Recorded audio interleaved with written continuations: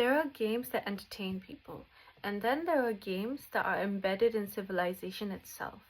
Games that are so culturally absorbed that people stop questioning them entirely. And Ludo is one of them. One of those games.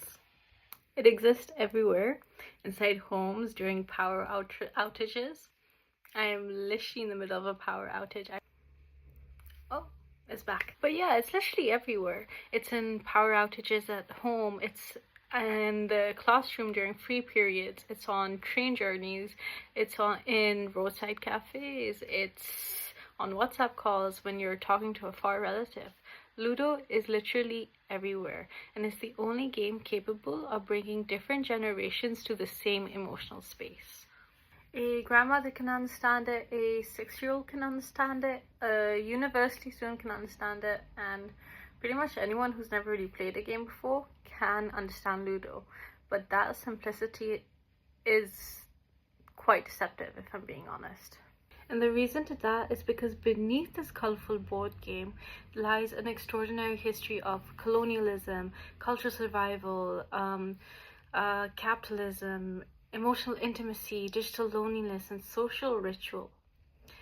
This is not just about a board game. It's about how human beings use play to survive modernity itself. And strangely, one of the best places to start understanding Ludo is to start talking about a completely different game, Monopoly. In Mary Pilo's article, The Secret History of Monopoly, the history of Monopoly becomes almost absurdly ironic. The game was never supposed to glorify capitalism, it was supposed to expose its violence. The original version, the Landlord's game, was designed by Lizzie Magie in 1904, and it was meant to be a critique towards monopolies and wealth inequalities. Players were meant to feel frustration, players were meant to feel exploited. They had to understand how system of ownership can lead to concentrate power. But capitalism performed what may be its greatest trick. It absorbed the critique, it commercialized it, and then it sold it back as leisure. The game became fun precisely because people enjoyed dominating others, and this matters because it reveals something terrifying about games. Games do not simply reflect ideology, they essentially train people emotionally inside ideology. Monopoly teaches that accumulation equals success, that ownership equals power, and that elimination equals victory. Its mechanics then naturalizes capitalism through repetition. And here we can introduce the French philosopher Louis Althusser and his concept of ideological state apparatuses. Althusser argued that institutions subtly reproduce dominant ideology until it feels natural. Schools do it, media does it, religion does it, so do games. A child playing Monopoly may not consciously learn about capitalism as theory, but they would internalize the emotional logic. Competition, scarcity, ownership, survival, and suddenly Ludo becomes fascinating by contrast. Because unlike Monopoly, Ludo appears ideologically empty. There's no property, there's no economy, there's no visible class hierarchy. Just luck, waiting, and movement. But that apparent emptiness in itself is meaningful. Because Ludo teaches something else entirely. Not ownership, but coexistence. Before Ludo existed, there was Pachisi, a game originating from South Asia centuries ago. There are historical accounts that suggest that Mughal emperors played enormous versions of Pachisi using human beings as pieces across palace courtyards. The game wasn't isolated from culture, it was woven into daily political life and social life. And this is where Johann Huizinga's Homo Ludens becomes essential. Huizinga argues that culture itself emerges through play. Civilization develops in and as play, meaning games are not side activities separate from reality, they are rehearsal spaces for society, and colonialism understood that deeply. In 1896, a westernized version of Pachisi was published in England under the name Ludo, and it was relatively a highly simplistic version of Pachisi. When the British adapted Pachisi into Ludo during colonial rule, the transformation was not merely aesthetic, it was an ideological translation. The game became standardized, simplified, and packaged for export. And through this entire process, a deeply South Asian cultural object became globally recognizable, but under a colonial framework. This reflects what post-colonial theorist Homi Bhabha calls mimicry and translation. Colonial systems often preserve fragments of colonized cultures while simultaneously stripping away context and authority. The result is something familiar yet detached. Ludo survives, but Pachisi becomes partially obscured, and this creates like a strange paradox. Millions continue playing a game rooted in South Asian history while remaining disconnected from that very history. The colonial version became universalized while the original became regionalized, and that links directly to the representation theory. In the virtual census, Dimitri Williams and his co-authors demonstrate how video games disproportionately center white male Western identities. Representation shapes visibility, and visibility then shapes cultural power. Certain identities become normalized as default, others become peripheral. What makes Ludo fascinating is that the same logic exists historically through colonial circulation. The world recognizes Ludo more readily than it does Pachisi. The colonial adaptation became globally legible, while the original cultural roots became partially invisible. This reflects broader structures of cultural power. Western frameworks often become presented as universal culture rather than localized culture. Meanwhile, non-Western origins become treated as niche, ethnic, or even secondary, but Ludo also complicates this narrative. Today, Ludo isn't experienced as British. It is experienced as intimate, as domestic, as communal. South Asian households transformed the game into something emotionally owned, regardless of its colonial repackaging. And this is where media theorist Stuart Hall becomes useful. Hall argued that audiences are not passive consumers; they actively reinterpret cultural texts. Ludo therefore becomes redecoded culturally. The colonial framework exists historically, but everyday players produce new meanings continuously through use, which raises a logic question. What keeps games alive? Not corporations, not rules, just people. Thousands of historical games disappeared. But why did Ludo survive? Because Ludo solves a human problem more effectively than most games do: accessibility. The game minimizes social intimidation. You do not need intelligence, you do not need wealth, gaming literacy, or athletic skill to participate. Luck equalizes everyone, and this matters deeply sociologically. French sociologist Pierre Bedeau argued that many cultural activities reproduce class distinction. Certain forms of culture require education, taste, or social capital. Ludo resists this. Its simplicity democratizes participation. A child can defeat an adult. A newcomer can defeat an expert. The game temporarily suspends hierarchy. And because of this, Ludo becomes less about mastery and more about ritual.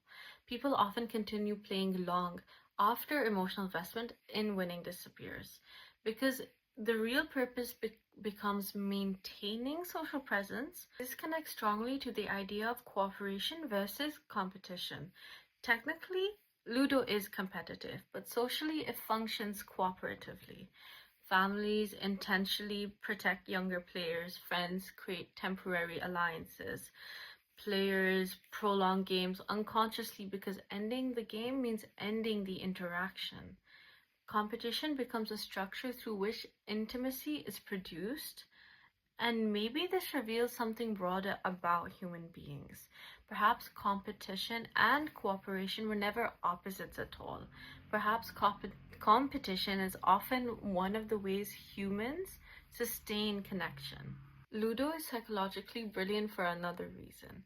It transforms randomness into emotional drama. Every dice roll creates temporary hope, disappointment, revenge, suspense, relief, and unlike games based heavily on skill, Ludo preserves uncertainty until the very end. Nobody is fully safe and nobody is fully doomed, and this creates emotional volatility that keeps players engaged. Philosopher Roger Caillois characterized games partly through the concept of Alea, games of chance. In games of chance, players surrender temporarily to fate. Ludo operates heavily through Alea, but what makes it powerful is that people emotionally narrativize randomness. A lucky roll becomes destiny, um, bad luck becomes personal injustice, revenge becomes meaningful, the board becomes miniature theater. And because everyone experiences emotional highs and emotional lows together, the game creates collective emotional synchronization.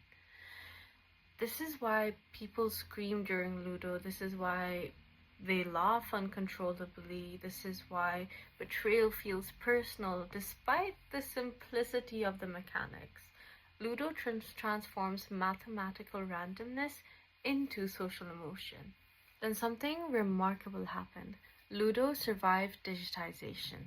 Most traditional board games lose emotional texture when moved online, but Ludo adapted almost perfectly. Apps like Ludo Star exploded through South Asia, especially during the pandemic, and the reason is profound. Digital Ludo was never just about gameplay. It became infrastructure for maintaining emotional continuity across migration and distance. A cousin in Lahore is playing with a family back in London. A student in Istanbul is reconnecting with friends back home.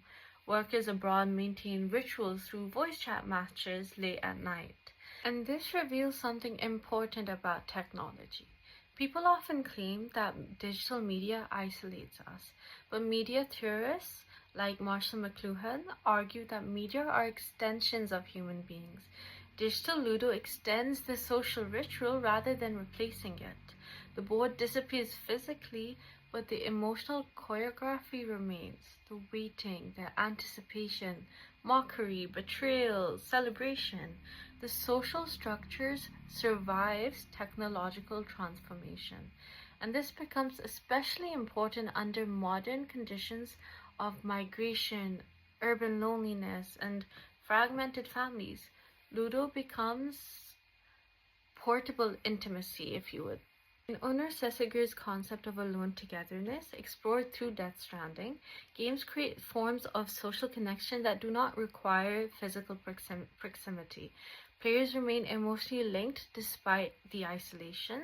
What makes this even more interesting is that social connection in games often appear as indirect care.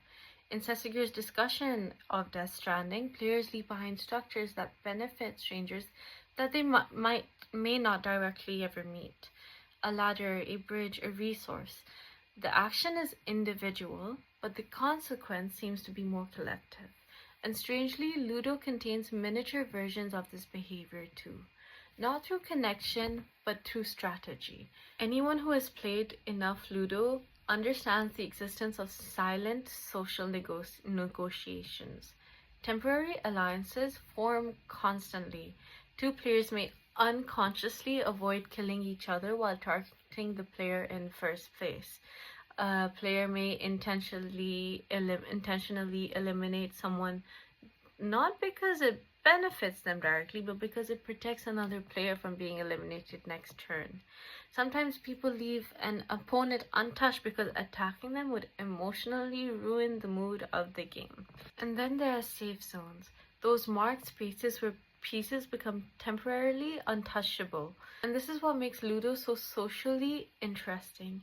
Even when people are competing individually, they constantly affect each other's possibilities, projections, and emotional states. The game creates invisible infrastructures of influence. A move made for personal survival protects another player. A strategic sacrifice shifts the balance of the board. An act of revenge unintentionally creates opportunity elsewhere. Players become emotionally entangled through indirect consequences, which is exactly what makes Sessegger's idea of alone togetherness so powerful. Connection does not always emerge through direct cooperation. Sometimes people become connected simply because they inhabit the same system together. And maybe that is why Ludo quietly teaches that even inside competition, human beings continuously shape each other's survival. And maybe Ludo represents one of the purest forms of this phenomena, especially today. Because modern life increasingly fragments human interaction. People migrate, families disperse, friendships become digital, communities become unstable. Yet through Ludo, people continue performing togetherness. Not perfectly, not permanently, but enough. Enough to maintain social continuity, and maybe that's why Ludo still matters. Not because it it is mechanically revolutionary, but because it solves loneliness through ritualized play. The game creates what sociologist Emile Durkheim might call collective effervescence, moments where individuals temporarily merge into a shared emotional experience around a board, around a phone screen, around a dice roll, and maybe this is the deeper truth hidden inside games.